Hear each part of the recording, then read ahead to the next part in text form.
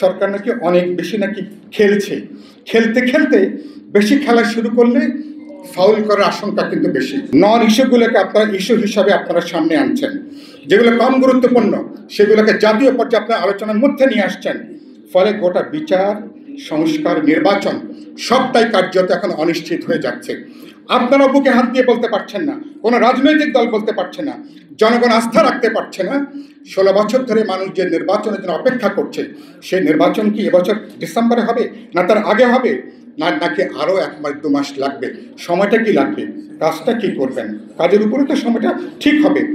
আপনি 3 মাসও করতে পারেন, 9 মাসও করতে পারেন, আবার 18 মাসও করতে, এটা নির্ভর করে কাজের গতির উপরে।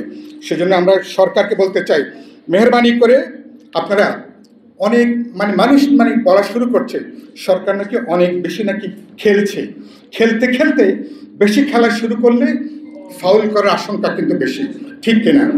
প্লেয়ার যদি বেশি খেলতে যায় প্রায় সময় কিন্তু ফাউল কিন্তু করতে থাকে। আমি আশা করব সরকার আর বেশি খেলাধুলা করবেন না, মানুষের ভাষা বুঝবেন, রাজনৈতিক দলগুলোর আকুতিটা বুঝবেন, মানুষ যে গণতান্ত্রিক উত্তরণের জন্য মানুষ তাকিয়ে আছে সেই পথে আপনারা হাঁটবেন। আর মেহরবানি করে আমাদের কলিজার মধ্যে হাত দেবেন না।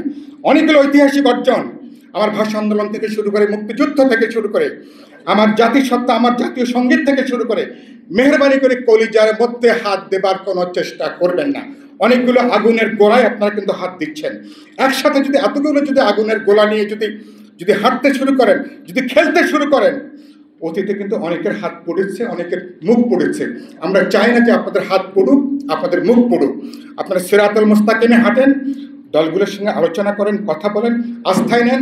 বিচার, সংস্কার এবং নির্বাচনের মধ্য দিয়ে আমরা কীভাবে একটা গণতান্ত্রিক উত্তরণের পথে যাব, সেই পথে আমরা তাকাই।